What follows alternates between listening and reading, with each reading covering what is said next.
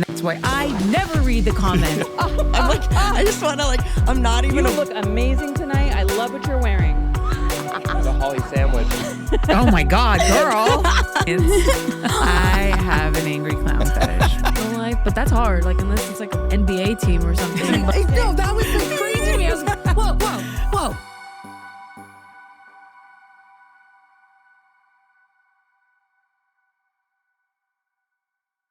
Hello, everybody. Welcome back to Holly Randall Unfiltered.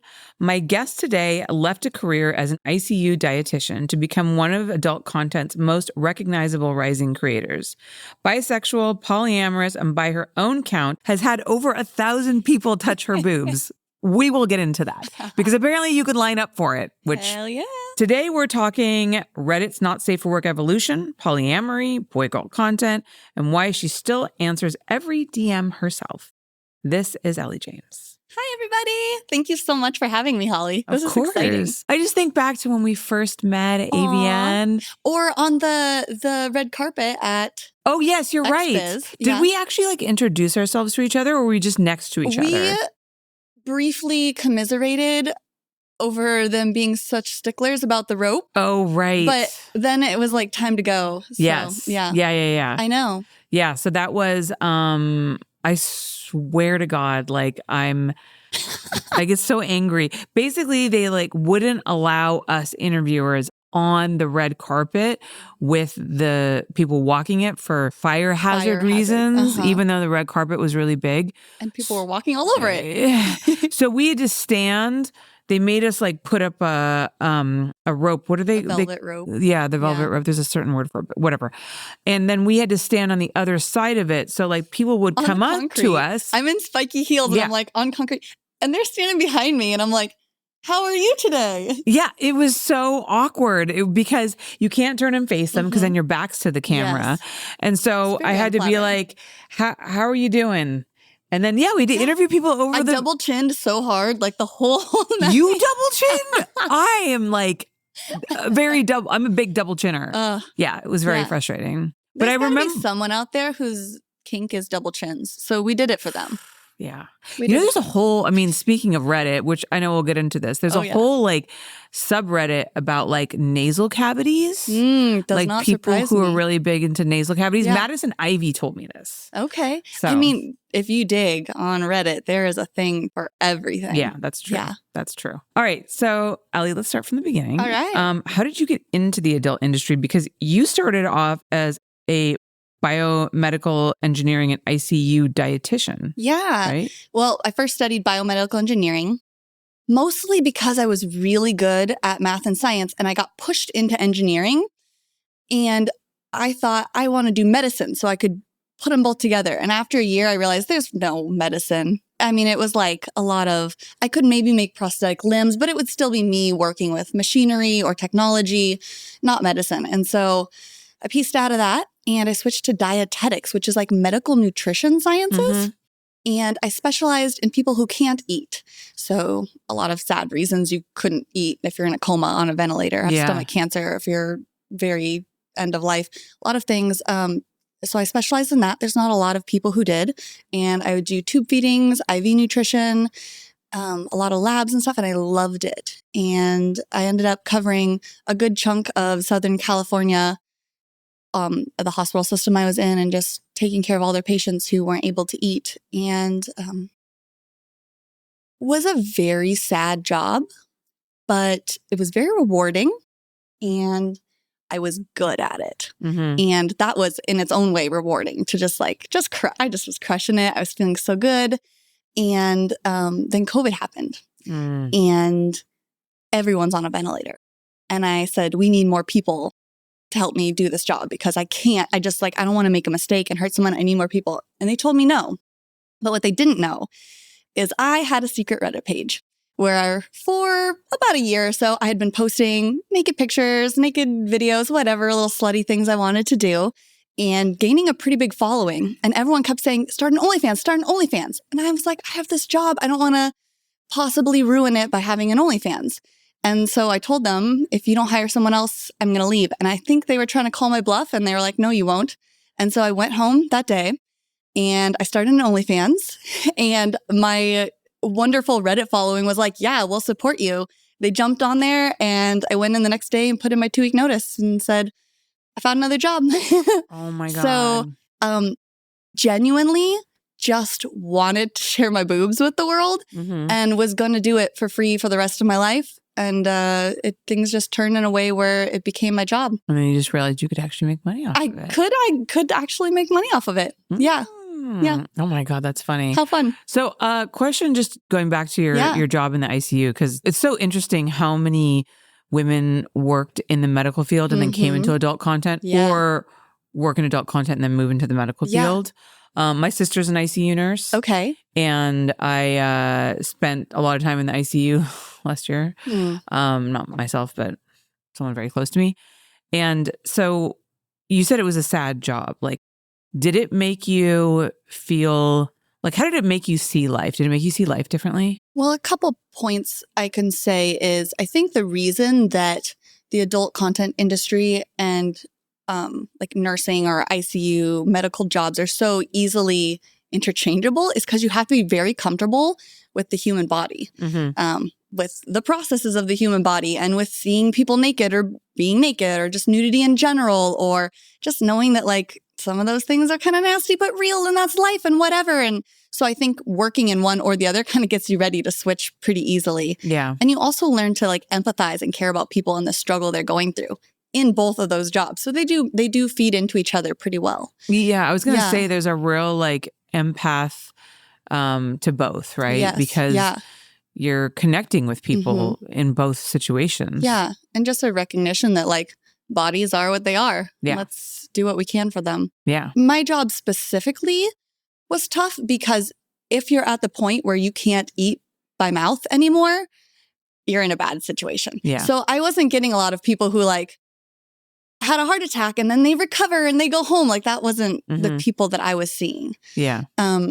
I specifically had a lot of people who were paralyzed, and I won't ruin this podcast by telling their stories, but like they would tell me their stories about, and they're like 18, 30, whatever, they're going to be paralyzed for the rest of their life. Yeah. And I'm coming in telling them, yeah, you can't eat ever again. So you're going to lay here without moving or eating for the next 70 years. It was just constantly soul draining. And I'm pretty good at being optimistic and being cheerful. And so despite that situation, I would bring my energy and hand some cheer to everybody and then like leave just like drained of everything. And I was happy to do it. But yeah, it's tough and it's sad and it's draining. And it also correlates really well with something like being live. Like I come in and I give all my energy and then it ends and I'm like, oh, whoa, like I just like poured my cup out. So they do go together well. But in that job, I was literally saving lives sometimes. And very rarely, if ever, would someone say thank you. Most of my patients kind of couldn't, but like no one thanked me, families, doctors, no one thanked me. And now people thank me all the time. And I'm not saving lives out here. I'm just putting my boobs on the internet. And they're like, wow, thank you. Like my life was so sad and now it's happy. Thank you. Or like, you're amazing. Thank you. And I'm like, this is what I'm being thanked for. So it's a very thankless job to do medical work, especially ICU. Yeah. Not that I expected any of them to be like, have anything left to give to say thank you to me at the moment. Like, but yeah. I remember when we left the ICU, we were so thankful to the nurses. That's nice. But you probably didn't see the dietitian except for when she was in there giving bad news or. I mean, we had like a dietitian, I think, who came in. Okay. Because it was brain surgery. But I mean, she definitely didn't. I don't remember like her giving any particular like. She was probably just there to like visually look at the person and make sure there's no real signs of like a deficiency of something. Yeah. But usually we go in and we just make a little small chat and like, oh, is there anything you want to know about nutrition? But really we're doing all the calculations in our head and double checking that this person looks nutritionally sound. Yeah. Anyway. So not happy stuff. When you made that leap to doing OnlyFans, were you a little bit nervous, or did you really feel like I can support myself this way? Or did you wait until you were making some money on that platform before you quit your job? I started my OnlyFans and the next day put in my 2-week notice. But I when a lot of people go into this industry, they start from the ground up and build a following. I had already done that without needing or expecting money. And those were back in the days when like Reddit, I think, was like a more powerful tool, right? And I do think because the culture of Reddit is very anti sex work. Promotion for sure. Yeah. That they appreciated that I was just like a slutty innocent girl who was sharing my boobs. You know what I mean? Yeah, and you weren't trying to like push anything on Yeah, them. so it was easy. And I was putting out great stuff. And I did build a really significant following. I think when I started my OnlyFans, I had somewhere near like 200,000 followers on Reddit. And so it was easy to convert a good chunk of them over. Day one was probably my best single day ever. Yeah. That makes sense. Yeah. And so I felt pretty confident. I actually felt overly confident because I was like, I'm going to make this much every day for the rest of my life. And I threw myself a giant birthday party like 2 months later in Mexico and invited all my friends and flew them down there and hired a chef and a masseuse. And I was like, I'm the next Kardashian. And then realized that that's like not an amount I was going to make every day for the rest of my life. Yeah. But I was pretty confident at the time. Yeah. Now being on OnlyFans for a while and other sites, I know you're also like on Fansly. How do you keep like things consistent? And because we were talking earlier and you said like your income's been pretty consistent. Yeah. Like how do you maintain that? I am very consistent on any page where people are paying because I value that they are wanting to give me money for what I do. So I'm not going to let them down. So I'm very consistent about posting, keeping things entertaining and fun. But on social media, I am not consistent. And sometimes I will go a month, maybe even 2 without making a single post anywhere on social media. Oh, wow. And I think that a lot of people who only follow me on socials are like, oh yeah, she comes and goes. Like she must not be consistent on her paid pages. But I am on OnlyFans Fansly every day for years and years. And I got some great stuff on there. I mean to take little chunks and scatter them around. But yeah, I just lose the motivation a lot of times. And so there's another thing where like when you post on social platforms, you open yourself up to a lot of negativity and a lot of criticism that doesn't really happen on paid pages because why would someone pay to come and insult you? Yeah. So I have had some of those, but for the most part, no. So it's a little bit easier to post there every day and put up whatever I want. And then I feel a little more drained sometimes if I just try not to read. Like a social media manager or someone to like help you? I was dating a girl for a few years. I briefly had her helping me with things, but then she just got very busy. And in that short period of time when she was helping me, I became emotionally disconnected from my work, even just sharing some of the responsibilities. So I just do it all and I do what I want. And if I was hurting for money, I think I'd hustle harder.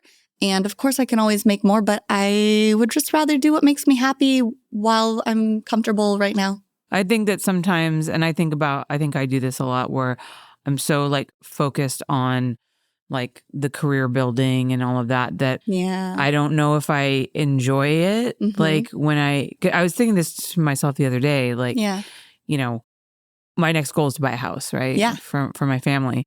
And it's like, when I get the house, will I be like satisfied? Yeah. I don't think so. No. You know, I don't think like I'll ever get there. No. Which in a way, you don't want to because then you lose all this motivation and then you don't.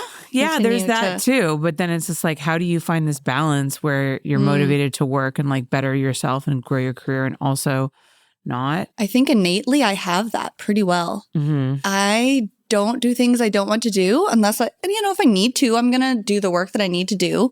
My dad's a really hardworking person. My mom's a really hardworking person. So I know like when it's time to work hard, you work hard. But if I don't need to, I'm pretty good at just like respecting my time and only doing what I want. And I've never, ever in this industry done something and looked back and was like, I wish I hadn't done that. So let's talk about Reddit. Okay. When you first started, because you started on 2019. Yeah. What was the not safe for work Reddit landscape like back then compared to now? Because it's so different now. It's that so used to be different. like the way to promote yourself. And now I feel like 2019 was even before people really were promoting themselves. There was Hut.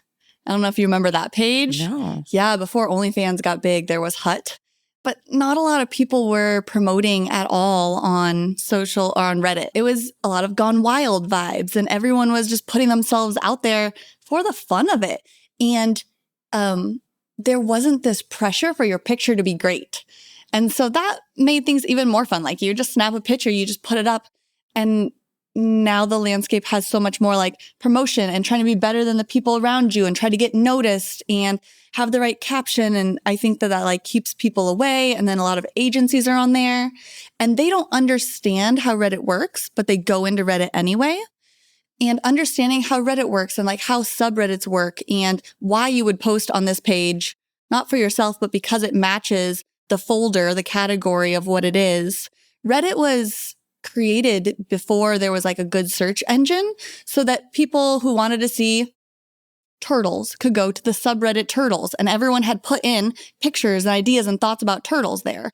And same for big butts or little titties or whatever. And now instead of trying to add to this community more things that work specifically for it, for someone who wants to see just that thing, people just throw their pictures everywhere they can trying to advertise. And that upsets a lot of the people who were original Reddit users who are wanting to use it correctly as a hard word, but as it was originally designed. Yeah.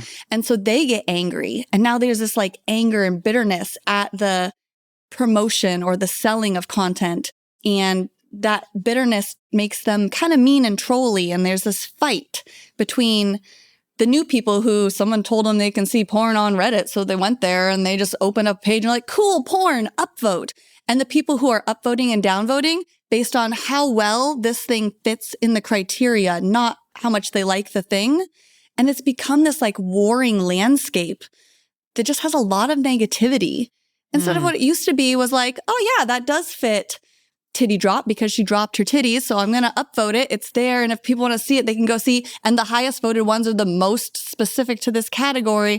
And it's kind of lost a lot of that. And I feel a lot of anger from the people who loved Reddit in the beginning. Yeah. And also Reddit became a public company. And so they changed a lot of rules there. Things change everywhere all the time. But it used to be, it felt more like a safe place. It felt more like a community where people were trying to build each other up or giving suggestions like your things go better here or there. Or now it has a lot of bitterness and anger and that troll vibe. Yeah. One thing I know that people do, because I remember one of my business partners was like, oh, here's an idea for marketing. They go into these, pages where it's like advice. Yeah. And then they like plant people to recommend like their product. Yes. And be like, oh, have you tried this? And they're all different like paid people to promote. That's not an authentic post. And I can see why that would be, that's incredibly disingenuous. It is. And I can see how that'd be infuriating. Yeah. And I think a lot of newer people or people who aren't super familiar with Reddit are unbothered by that maybe. But a lot of the people who used Reddit for a long time and really valued what it had to offer, they're just either leaving or unhappy about it. Yeah. Which is, it's too bad. But sometimes even I'm scrolling and I see something and I'm like, this doesn't go there. That's not the correct subreddit for this. And I have to be like, okay. Like they don't know. Or it's probably more likely a company who got a bunch of pictures and threw the pictures. It's not even the girl. You know what I mean? Yeah. No, definitely. All right. We're going to take a quick commercial break. Oh, and then when we get back, we're really just going to take a break to promote Strip Chat, the sponsor of this podcast. I like stripping and chatting. Oh, then you would love Strip Chat. What? I gotta check this out. All right, guys, hang tight. We'll be right back.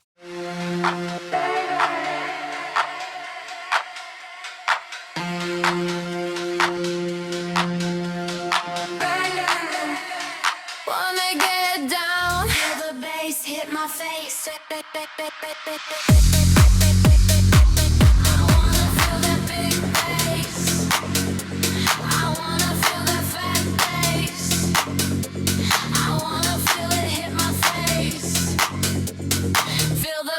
Hit my face.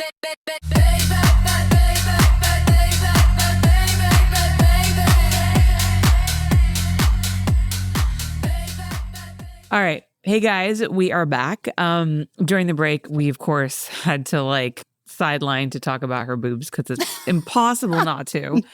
And this leads me to my question about how you mentioned that you've had like over 1,000 people touch your boobs. Yeah. And you have like boob meet and greets. I do. And I want to hear about this because I want to know why I have not been invited. So I went to AVN the first year a while back, and I was shocked that AVN is like the adult conference where you meet adult stars. That they like wouldn't even let us wear pasties. We had to have our boobs covered. No one could touch them. I was a little bit shocked.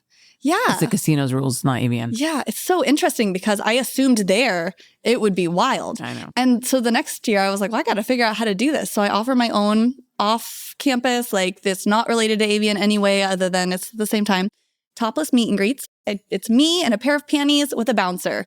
And you get 10 minutes alone with me with a bouncer. But he sits in the corner. He doesn't really have anything to do unless I say help. 10 minutes is a long time. 10 minutes is a long time.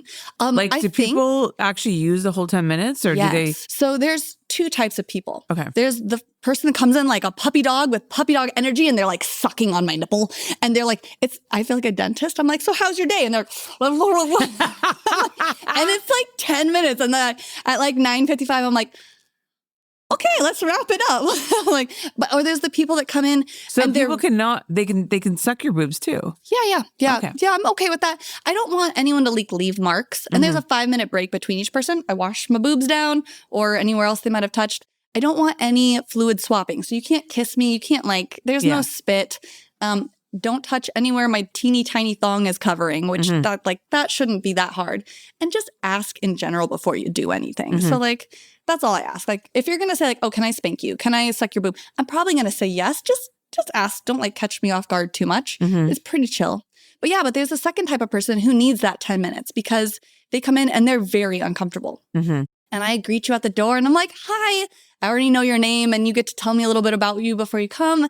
And I give you a big hug and they're usually like, oh my gosh, a topless person is hugging me right now. And you can just feel their anxiety. And then probably by minute 2 or 3, I welcome them in, I sit them down, I sit on their lap, we're talking for a second, I sign a picture. I'm trying to feel them out a little bit. You can feel the anxiety come off. And then I'm like, so you're here for my tits? Do you want to touch them? You want to do this? And some people want to do it for a second. Some people want to do it for a minute. And they're like, wow. So I try to tailor it a little bit towards the person. And if at any point in time I get a little touched out, I'm like, okay, that was enough for me, But for the most part, I love it. They love it. I've never had a single person be like, that wasn't what I was hoping for. They're usually like, wow, I will see you next year. So that wasn't what I was hoping for. Yeah. Oh my God, that's crazy. I'm sure you get people who try to who would like to take it further. I've only had one in all the years, oh, wow. and the hundreds of people. I had one person, and he was like, "I really want to suck on your toes," and I said no. It just sounded like a lot, and he's like, "Can I rub your feet?" And I was like, "Okay, sure." So he gets on the ground, he's rubbing my feet, and then he takes my foot like a Subway sandwich and shoves it in his mouth. I was like, whole foot in his mouth. And I was like, oh, okay, no. And I'm trying to push his head and my foot is in his mouth. And I was like, okay, sir, that's enough of that. No. And that was the only time I was like, okay, bouncer, please help. And he came over and he was like, dude, you gotta go. He's like, no. He was just yeah, full on deep throating my foot. Wow. I was a little shocked. And that was my first year. And nowadays, if someone was like, I want to suck your toes, I'd probably be like, all right, go for it. It's like a suck a toe. But I was just really thrown off and the aggressiveness of it. And I had already said no. And it was just it wasn't hurting me. It was just really freaky. And so, yeah, but he was an interesting fellow to begin with because the bouncer has everyone empty all their pockets, feels them down first, make sure they're not going to bring a gun or a knife or something in. And that guy, he's emptying his pockets. And according to the bouncer, he's pulling women's used panties out of all these pockets. And he also had a briefcase. And he's like, we have to look through your brief. He opens it. It's just chock full. He said there's probably hundreds of pairs of used women's underwear shoved into all his pockets in his briefcase. I think he was going around AVN or something and just buying as many used pairs of underwear as possible. So Nothing much against that it didn't all fit into his briefcase. He had to start Yeah. shoving it in his socks and down his shirt. I know. And you think if you had someone's underwear, you would want to know this goes with that girl and I'm going to smell and think of her. But it was just so many squished in pairs of dirty underwear. So already, I think the bouncer knew bringing this person in, like, he's a little different. We were like, I'm pretty open. You can be as weird as you want with me. And if it's not my thing, I'll just say, yeah, no, thanks, but cool for you. And so I was rolling with it, but I was not expecting that. It was the one and only time where I felt overwhelmed and I can't get tapped the out. visual out of my head of this guy just devouring your foot and like refusing to like take it out. It was like, it's big. I mean, it's a normal size But you're foot, a but it's tall like a girl. big thing to, I mean, I have pretty small feet for a tall girl, but still to What put a size are whole your foot, feet? 7.5. What? Get the fuck out of here. But to put a whole foot. I'm a 10 and I'm not as tall as you. I think I was supposed to be shorter. And I have these like few extra vertebrae Feel here so that add ugly like right now. 3 inches to me. You what? I have some like extra vertebrae right here. Oh, really? And I'll show you later. My back is a little interesting. Huh. So there's like where your back like curves. Yeah. And then there's my tailbone. And there's this extra chunk in there that just doesn't make sense. Someone told me it's called a Germanic spine or something like that once. And I was like, okay. So I think I was supposed to be about like 3 or 4 inches shorter. And I just got that. But like, my hands and feet are kind of small. My face is like a little bit small on like how tall I am and everything. Uh-huh. Yeah. But not your boobs. Yeah, that's true. Those happen. But anyway, it's not like an abnormally large foot. But it was a very whole foot normal, in like, his mouth. Small, Like I can't. lovely. And then like so far back, I can't. Yeah, I was shocked. Oh my God. But it makes for a good story. Yeah. Yeah. It definitely does. That is 100% going to be a real. So anyway, 100%. meet and greets. Check them out. All right. Let's talk about the Mile High Club. Ooh, that was a fun one. I often have people ask me, what's on your bucket list? Nothing, because if there was something on my bucket list, I'd just do it. Yeah. Like I can see that. If I had wanted to do something, I'd do it. I've always had multiple partners and polyamorous. I have friends with benefits. I have people I'm dating. There's someone I'm going to be able to do something with. If I came up with something wild that I really wanted to do and they didn't want to, I could find someone, right? So the only thing for a while was getting on the Mile High Club, because that you can't just do, You might have a boyfriend or a girlfriend or whatever, but it's hard to get in the plain bathroom and have sex. It's hard to get in the plain bathroom just one person. It is. So being something on my bucket list, we kind of planned it out. We had a long flight to Miami. It was overnight. We were going to go to the front of the airplane. There's a handicap bathroom. We're both tall people. I'm almost 6 foot tall. It's kind of hard. So there's a handicap bathroom. So we're really excited and we're nervous. So we're waiting for the right moment. Like everyone seems to be sleeping. We get up, we go to this handicap bathroom in the front. So I get on my knees, I pull his pants down, I'm like trying to suck his dick. He's not really getting hard. We're both super nervous. We're like, nothing's really working. And then I try to bend over and he's trying to put it in me and it's just not really happening. And I don't have lube and I'm kind of dry and I'm nervous and we're both just stressed. And then we can hear the flight attendants right outside talking and they're right outside the door and we're like, oh my gosh, we're so stressed out and it's just not going to happen. And we're minutes in. We're 5 to 10 minutes into trying this and we're we have to call it. We're gonna call it. Your dick touched me, so we join the Mile High Club. We're calling it. Yeah. And I send him out and then I wait a few minutes and then I leave and it's so awkward. And the flight attendant is there and it's very clear. Yeah. And I go back to my seat and we're letting the anxiety shake off and we're it's kind of hot though, right? We just snuck into the bathroom and then we're sitting there and we were planning on having sex and we are kind of horny, but we can't go back to that front bathroom again because it's always. So then we went to the back of the plane 15 minutes later. We go to the back plane and the only option is this teeny little bathroom stall. And we shove ourselves into this tiny bathroom stall. At this point, he's hard. He's so horny. I'm ready to go. We turn me around. He fucks me really good. And then he pulls out and doesn't know what to do because he can't go on me because I'm holding my clothes up. So he came all over the sink and the mirror. It's just a giant mess. And I'm good job, get out of here. And I shoved him out and then cleaned up the bathroom and sitting there oh, we did it. And we had some great, albeit maybe only 2-minute sex in the back of the airplane. So technically we fucked in 2 bathrooms on the same airplane. Wow. But you were just being, you were just being too particular about how did you guys both fit in there? It was tight. So there's the toilet. So my legs are right in front of the toilet and he's standing with his butt to the door maybe. And I got my hands on the toilet and it's kind of doggy-y, but I'm standing. Okay. Yeah.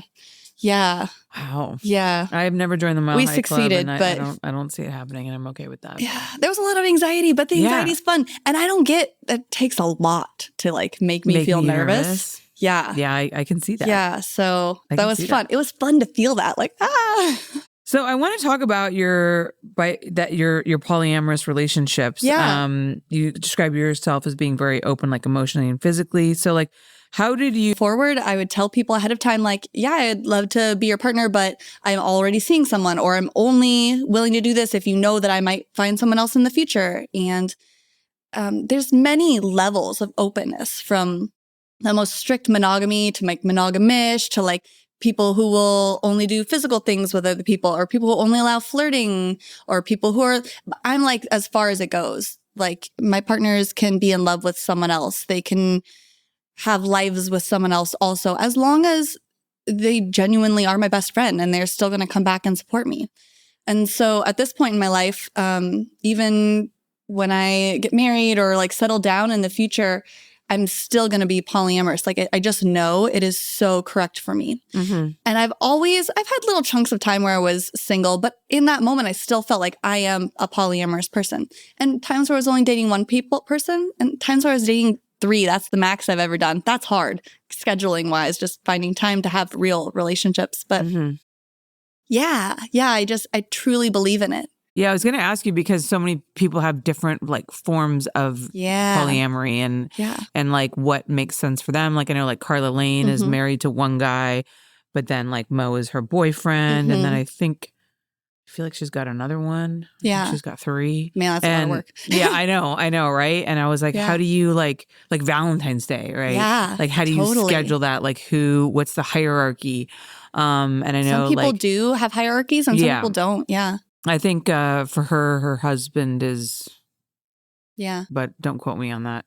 And then like Susie and Michael Vegas, like they live together, but it's the same thing. Like they don't really believe in like primary partners necessarily. You know what I mean? It's a lot of pressure to be somebody's only one. Yeah, you know what I mean? sure. And to be like, I think we're a lot, and this is actually speaking from someone who's married and who is monogamous, and I've only ever been monogamous, and that's what makes sense for me. Totally. But I think that like where a lot of people may have run into issues is when they try to make one person everything to them. And when I say everything, there's like all these different needs that we have. There's sexual, there's emotional, there's like mental, there's like security, you know, like all of these things.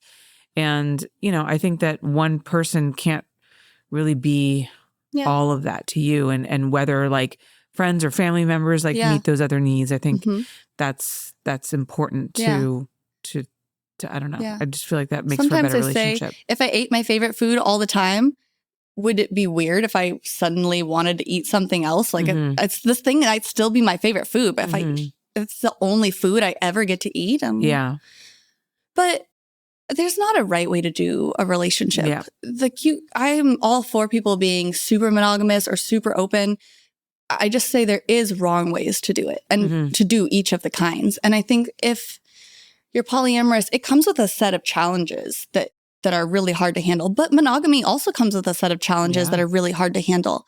And it just always made sense to me that if this person is really my best friend, and I have to hide things from them because it's going to hurt their feelings, like that I like someone, or even just that they're going to shame had you a fantasy. Yeah. Like, a lot of that too. I just wanted, even if I got boring and I just stayed with one person for the rest of my life, I want to be able to tell that person like, that guy is hot, or like, I want to put this girl's tits in my face. Like, and I want them to not have this knee-jerk reaction of like, oh no, I'm going to lose her. Like my partners know that when I go away, I come back, they're never going to lose me. And I'm probably going to come back in a way that I'm like, thank you so much for allowing me this situation. Like I feel closer to you.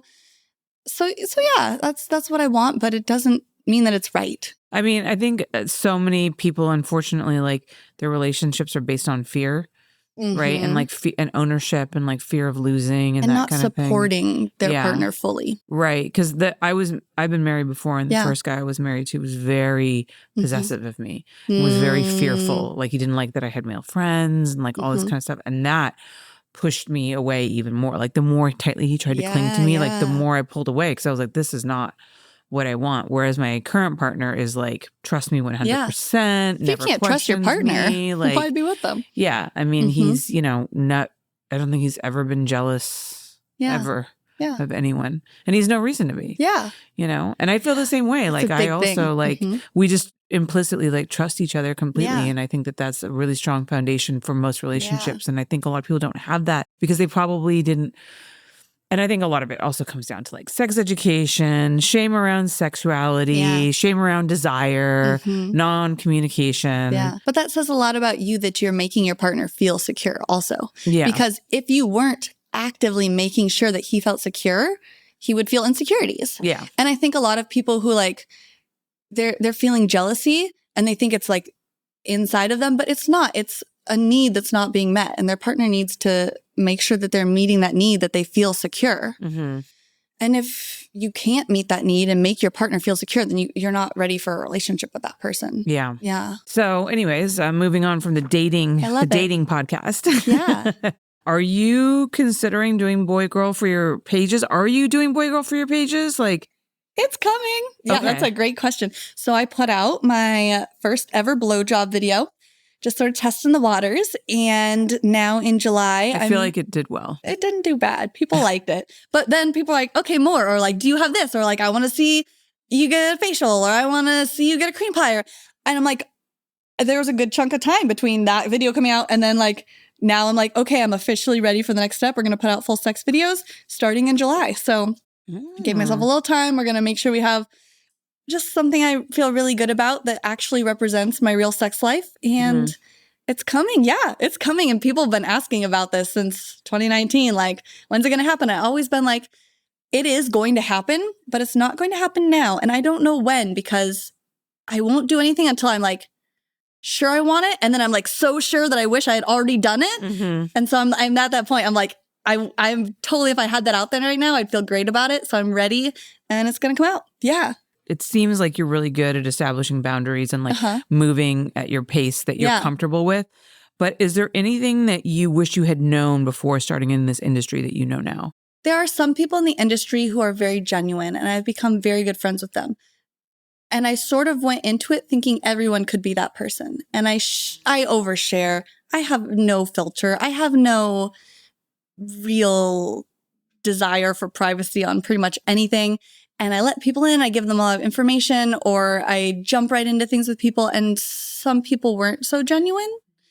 And I think that, I don't know if I would have wished I had my guard up, but I wish I would have maybe consulted with somebody who is already in the industry, like who is a good person to trust or to be vulnerable with or to do videos with or things like that, and who would make good friends. And I have found that through my own way that some people are really awesome and I have such deep friendships with them that we're hanging out all the time, no cameras around.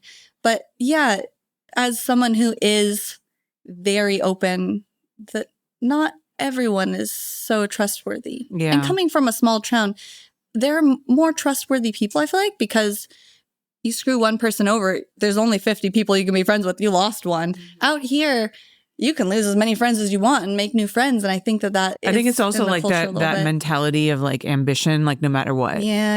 Right. And so like personal relationships don't matter as long as like you're climbing that ladder to get to whatever career pinnacle you're after. Yeah. If I had known that and then I had more of a guard up, that would be sad in its own way. So I'm not hurt necessarily. So I guess my advice to someone else would just be like to know that you're probably going to get screwed over a few times and just be ready. And that's okay, right? That's okay. You're going to have your heart open and you're going to meet some really awesome people. And, you know, you're going to learn from it. I mean, I've totally been fucked over in this industry, but I think like it's just business, you know? Yeah. It just happens. And I learned from it a little bit. And then I'm like, I wish I hadn't learned from it because I liked the innocence and I want to keep meeting people and giving them that innocent version of myself. Yeah. Well, I hope that you never become jaded because thank you as you are is just so lovely. Yeah. Thank you very much. Yeah. Well, Ellie, thank you so much for coming on. It's been such a pleasure to get to know you. We're going to do a separate segment for my Patreon members. And I think we're also hot. These are questions that are sent in from my patrons. Only people who are members of my Patreon can send these questions in. And then I think we're going to do a little segment for my OFTV channel, maybe? Yes. Okay. Yeah. So can you tell everybody where they can find you online in the meantime? Right now, my Linktree is the best place to go. It's Linktree/Ellie James, and it'll show you what I have available. You can find me then on Instagram or my OnlyFans and Fansly. I love Fansly. They let me do so many things, and they're so much more genuine than OnlyFans. Please go there. I made it cheaper, and I really love them. So they're not paying me anything to say that, but Fansly/Ellie James, or if you are already part of the OnlyFans world, you can go to OnlyFans/Ellie James. Come hang out with me. Yeah. And I do answer every message myself, so I will actually chat with you. Yeah.